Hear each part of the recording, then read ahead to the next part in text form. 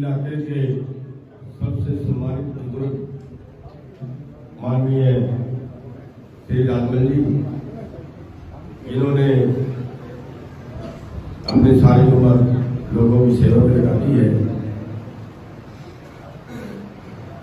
गांव के और गांव तालुक और आसपास के गांवों से आए मेरे सम्मानित बुजुर्गों, भाइयों, बच्चों, जहाँ तक मेरी बात जारी है, हमारी मातृशक्ति, सबसे पहले तो हम धन्यवाद करेंगे गांव तालुक का, आपके इलाके का, इस आंदोलन में आपके गांव का बहुत अच्छा योगदान इसमें रहा है। आपके युवाओं का, आपके बुजुर्गों का बहुत अच्छा इस आंदोलन में योगदान रहा है और आगे भी उम्मीद करते हैं कि इस तरह से योगदान बना रहेगा। ये आंदोलन नहीं, धर्म युद्ध है, मानवता को बचाने का धर्म युद्ध है।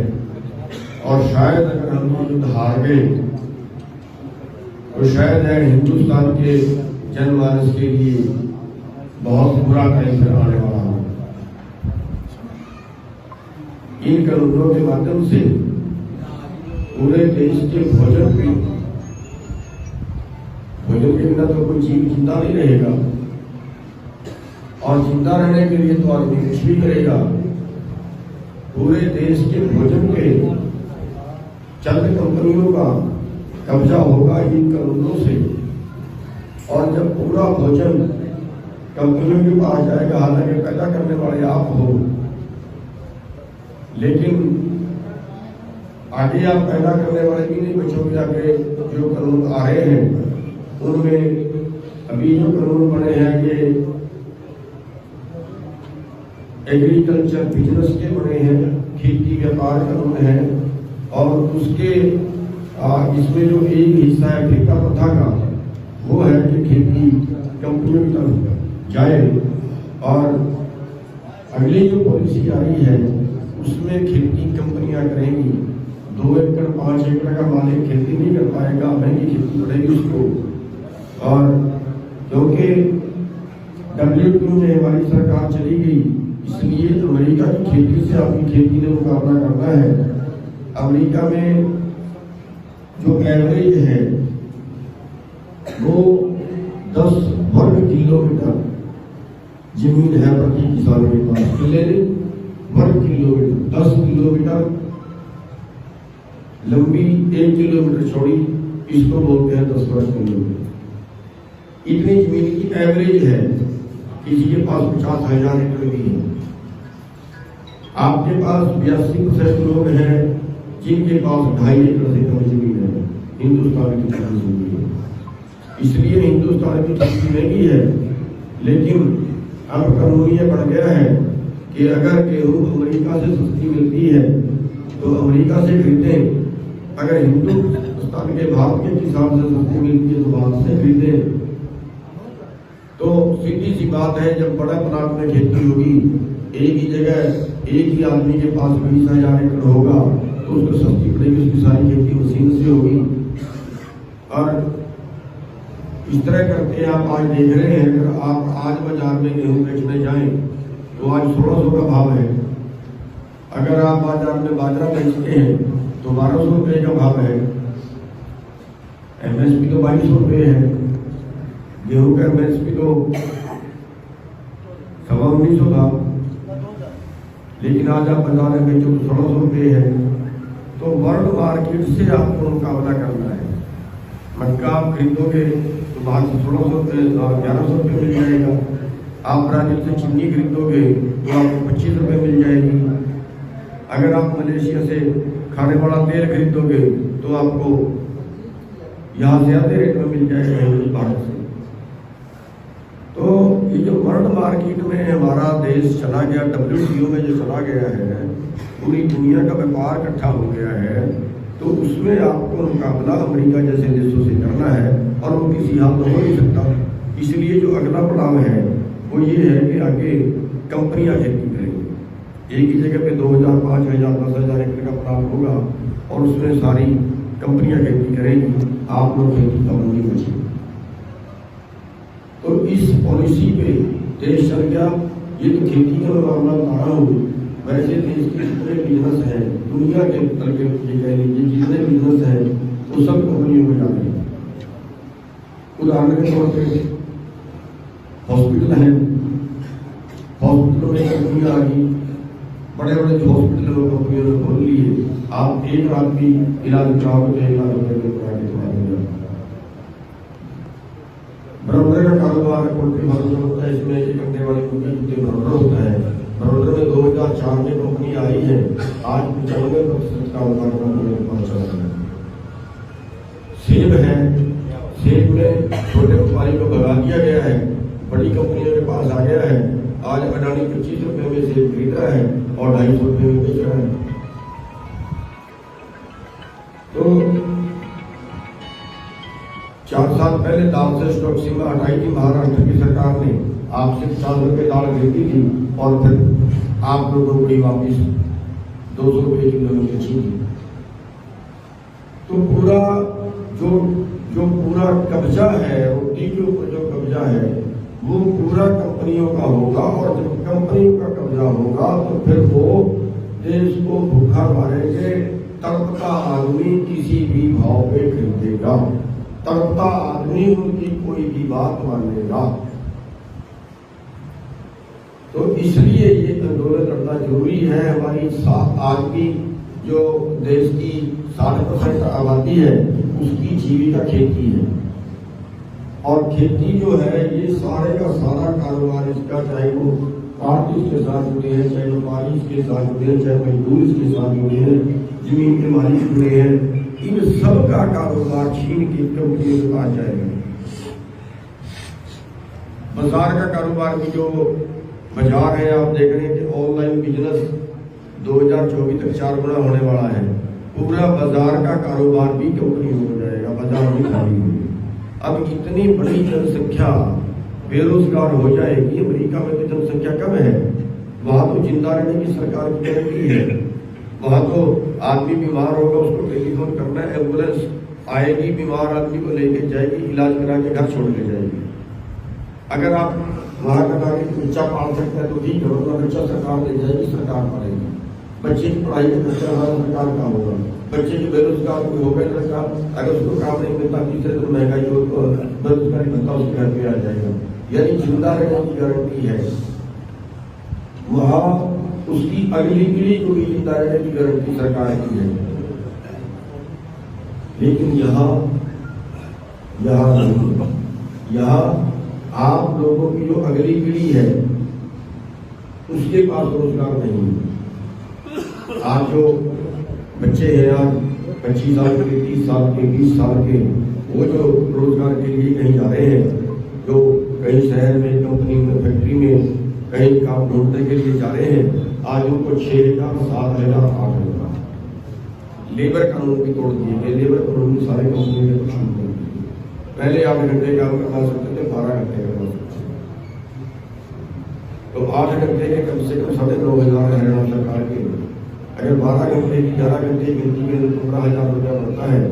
लेकिन आज 7,000 में आपका वेतन मिल रहा है, और 7,000 भी कहीं मिलते नहीं, उसकी भी कहीं मिलने नहीं, वो भी ठेके में दे दिए गए। अगर कहीं मान लीजिए एक मेडिकल कॉलेज है, उस मेडिकल कॉलेज में 100 सिक्योरिटी गार्ड चाहिए, तो 100 सिक्योरिटी गार्डों का ठेका एक आदमी को दे दिया गया, और वो एक ही आदमी 3,000 रुपये उस सिक्योरिटी गार्ड से हर महीने कमीशन देता है, तब उसको रखता है। तो ये जो सिस्टम खड़ा यहाँ पे हो गया है, इसमें हम या हमारी आने वाली नस्लें, उनके जिंदा रहने की कोई गारंटी नहीं है। इसलिए लड़ना हमारी मजबूरी है। अब तक 700 किसानों के करीब आंदोलनों में शहीद हो गए हैं। कहीं हमें हिंदू सिख के नाम पे लड़ाया जाता है, कहीं हमें दलित और जाट के नाम पे लड़ाया जाता है, कहीं हमें हिंदू और मुसलमान के नाम पे लड़ाया जाता है, और हम लड़ते भी। हमारे में जाति का भूत सवार हो जाता है, हमारे में धर्म का भूत सवार हो जाता है, हम लड़ते हैं और दुश्मन पैदा होता है। यानी आज आप दूसरी आर्थिक गुलामी में फंस गए हो। एक तो गुलामी होती है ना राज की, भैया एक होती है आर्थिक गुलामी। आज आप आर्थिक गुलामी में फंस गए हो। आर्थिक गुलामी का मतलब होता है पहले भूख दो फिर भीख दो, पहले कंगाल करो फिर आप 6,000 रुपए साल के, यानी 2,000 उन्होंने दिए इलेक्शन से पहले और 2,000 भी उन्हें मिलता। पहले भूख दो फिर भीख दो। वहां पे हम पहुंच गए हैं। आज 20 करोड़ लोग हमारे देश में गरीबी इस स्तर पे आ गए हैं कि उनको पेट भर का खाना नहीं मिलता। आज 32 मिनट में एक किसान कर्जे में आत्महत्या करता है। अन्नदाता, देश का पेट भरने वाला, हर 32 मिनट में एक किसान कर्जे से आत्महत्या करता है। कितना कर्जा है आपके पास? किसी के पास 2 लाख होगा, किसी के पास 5 लाख होगा, और वो भी आपके कारण नहीं हुआ, वो भी सरकार की नीतियों के कारण हुआ। इसलिए नीतियों के कारण हुआ कि आप जो पैदा किया उसकी कीमत बड़ी नहीं है। हर 7 साल में किसान की आमदन दूसरे वर्ग से आती रह जाती है। हर 7 साल सरकार का आंकड़ा है, हर 7 साल में किसान की आमदन दूसरे वर्गों से आती रह जाती है। उदाहरण दे देता हूँ आपको। अगर 1967 में कर्मचारी की तनख्वाह 100 रुपए थी, आज उसकी बढ़ के 40,000 हो गई, यानी 400 गुना बढ़ गई। और आपका जो गेहूं का भाव था वो 1967 से आज तक केवल 29 गुना बढ़ा है। अगर आपका भाव भी 400 गुना बढ़ जाए तो आज भी उत्तम खेती, आज भी आप बाजार के लेवल पे खड़े हो। आप सोना खरीदते हो, सोने के चूंकि किसी भी देश की अर्थव्यवस्था घूमती है। 1970 में 2.5 क्विंटल गेहूं का 1 तोड़ा सोना था, आज 25 क्विंटल गेहूं का 1 तोड़ा सोना है। 1 तोड़ा सोना खरीदने में ही आपको 10 गुना गेहूं ज्यादा देनी पड़ेगी। ये कारण आपको टूटेगा। और फिर उसके ऊपर क्रूरता। अगर आप 2 लाख का कर्जा नहीं देते हो तो बैंक वाले आते हैं, कुर्की करते हैं, किसान मर जाता है।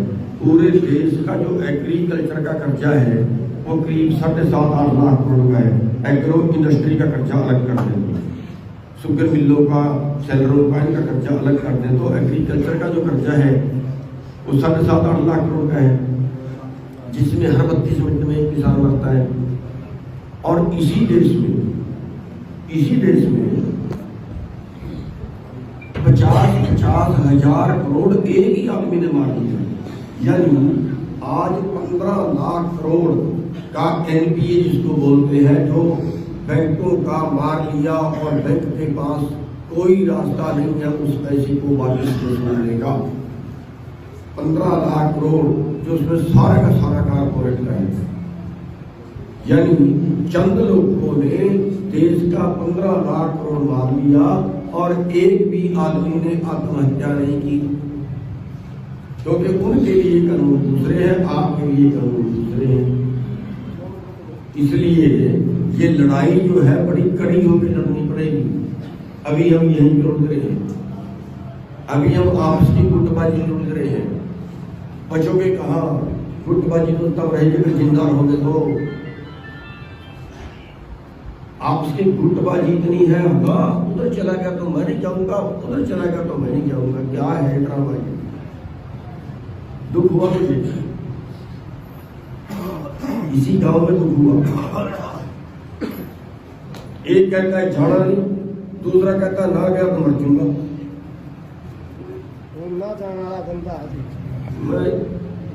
मैं बेनती करना चाह रहा हूँ, मैं तो प्रार्थना कर रहा हूँ, हाथ जोड़ देता आखिर कमाई तो हमारे जिंदा रहने की है। हम अपने लिए लड़ रहे हैं क्या?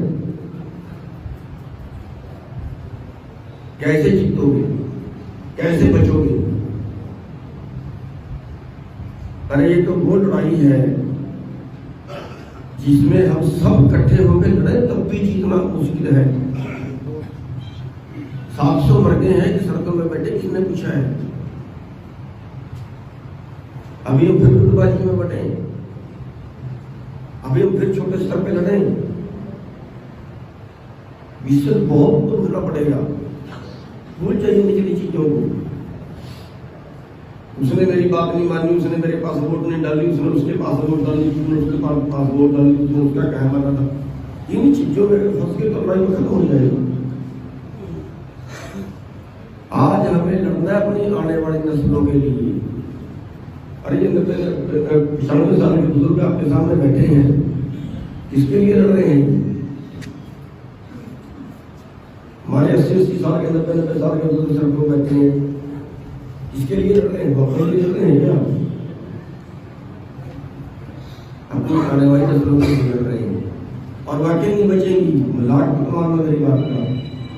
आपकी आने वाली नस्लों को मजदूरी भी नहीं मिलेगी, किसी और चक्कर में रहेगा, मजदूरी भी नहीं मिलेगी, भीख भी नहीं मिलेगी। ये हाल होने पड़ा। आप बहादुर कौन हो? इस इलाके के लोग पूरे देश के अंदर सबसे बहादुर माने जाते हैं। लेकिन हमें बहादुरी सरकार के लोग निभानी, आपसे नहीं, आपसे का भाई है। कोई ये गलती भी कर देता है, कोई बात नहीं, छोटा भाई के बच्चा है, उनके बाप छोड़ दो, भूल जाइए इसको। इसलिए इस लड़ाई को हमने मुकाम तक पहुंचाना है। उस मुकाम तक पहुंचाने के लिए हमें एकजुट होकर लड़ना पड़ेगा। ये लड़ाई केवल जाटों की नहीं है, ये लड़ाई केवल पंजाब की नहीं है, ये लड़ाई केवल सरदारों की नहीं है, ये लड़ाई देश के हर नागरिक की है। समझाना पड़ेगा, अपने मजदूरों में भी चाहिए। हम तो अपने खेत में अपने गेहूं धान अपने ये बीज लेंगे, लेकिन जो मजदूर भाई है वो तो सारे का सारा मोल लेके खाएंगे। पूरे का पूरा राशन कंपनियों से खरीदना पड़ेगा, उनसे खरीदना पड़ेगा पूरे का पूरा राशन। कंपनी कोई परमात्मा नहीं होती, उनका भगवान कैसा होता है। वो ये नहीं देखते मेरी लागत कितने की आई, बेचना कितने में है। वो ये देखते हैं कि तेरे को जरूरत कितनी है, कितने में खरीदेगा, उसके हिसाब से भाव तय करते हैं, ब्लैक करते हैं। तो इसलिए मेरा अनुरोध है कि जो हमारे मजदूर भाई हैं, जो हमारे शहर वाले भाई हैं, उनके पास भी जाइए, उनको भी समझाइए, उनको भी साथ में बोलिए और इस लड़ाई को मुकाम तक पहुंचाइए। और आप लोग को धन्यवाद भी हैं जो आप कल विशाल यात्रा यहाँ से जाएगी। तो यहाँ के जो नौजवान हैं उनके धन्यवाद भी हैं। पहले भी वो बहुत से तरीके अपनाकर इस आंदोलन में भाग ले रहे हैं, लोगों को जागृत करने के लिए, सरकार को अपना संदेश देने के लिए। तो उनके धन्यवाद भी हैं। जो यहाँ की युवाओं की टीम है वो मिसाल में टिकरी बॉर्डर में कल जा रहे हैं। और इसके साथ साथ मैं आप लोगों का इस बार उन्हें धन्यवाद करूँगा। और एक लड़के ने यहाँ पे कोई जमीन भी राजकुमार भी है, मैं इन्होंने घोषणा की है कि मेरे पास 1.5 एकड़ जमीन है, मैं शहीद किसानों के स्मारक के लिए या जो भी मोर्चा है उसके लिए देने के लिए तैयार हूँ। तो मैं प्रार्थना करूँगा, इनसे भी करूँगा और मैं प्रार्थना करूँगा सभी भाइयों से कि इन्होंने दे दी, हमने ले ली, हमारे पास आई मांगी, लेकिन हम किसी का रोजगार नहीं चाहते कि उसकी आने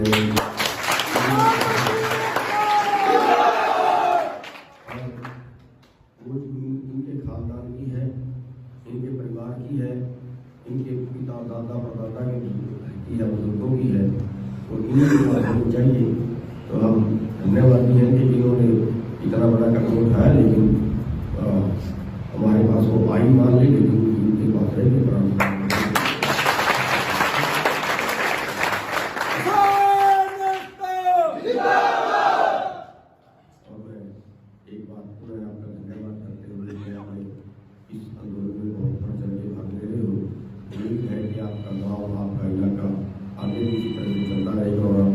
हमें जो मान सम्मान दिया उसके लिए आपने बहुत बहुत धन्यवाद।